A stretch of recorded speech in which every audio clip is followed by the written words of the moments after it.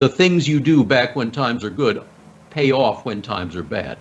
So we're going to have good times, this will end. We will get through this. And we'll be in a period of good times for a while again.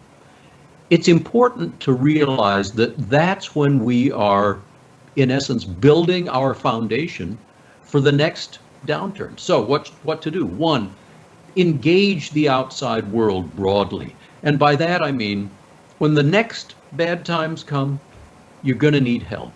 You're going to need favors. You're going to need relationships. Those have to get built during the good times. And I've heard people in government, high-level people in government saying, when times were good, CEOs weren't willing to come to Washington in person and speak to legislators or regulators or people in the executive branch higher up. They would send others, subordinates. But when times are bad, suddenly the CEO is on the phone asking for help. I said, that doesn't work, Build those relationships when times are good. People practices, maintain discipline in general. When it comes to people practice, again, when times are good, it's easy to think that everybody's a winner, everybody should get a raise, et cetera, et cetera. Probably not a good idea. Discriminate between the great performers and the not so great performers and keep identifying who they are. Strategy and business model. Maintain flexibility there. Things may be going great. You may just want to keep going down the road you're going, but know that it's going to change. Building in flexibility makes a whole lot of sense. Stay connected with your customers. That's so obvious. And yet, in good times, it's easy to lose that discipline. Not stay connected with them as well. Hey, they're buying, they must be happy.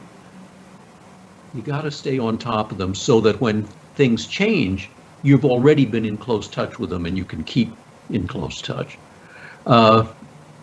Manage your capital. Haven't talked at all about this up till now, but it needs to be talked about.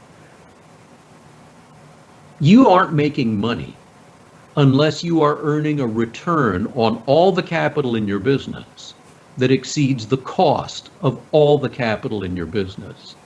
And sometimes we forget that because some of the capital in our business doesn't seem to be costing anything. You don't pay interest on it, so you don't think it costs anything. But of course it does have a cost, and that's the opportunity cost of what else you could be doing with it. Regard your capital rigorously and manage it rigorously. There are all kinds of ways to operate with less capital, and we can never, ever let up. More broadly, stay tough on operational efficiency.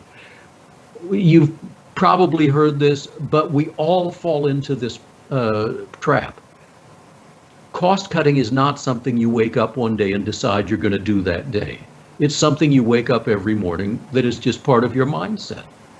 Maintaining operational efficiency through the good times is crucially important, and it's so easy to lose that discipline during the good times.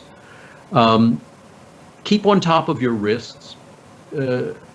You can see the glimmers of risks in the future, and it's easy to ignore them or dismiss them. It's important to stay on top of them, even when times are good, even when everything's going well. And continue to grow personally. We just talked a little bit about how this tough experience will grow all of us personally, and we can take advantage of that. But remember, in the good times, that bad times are out there, right? We go through cycles.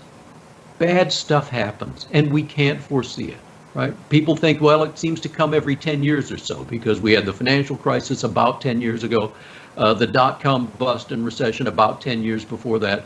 The recession before that was about 10 years before that. It can come sooner, right? There's no reason it has to be 10 years, but it's out there.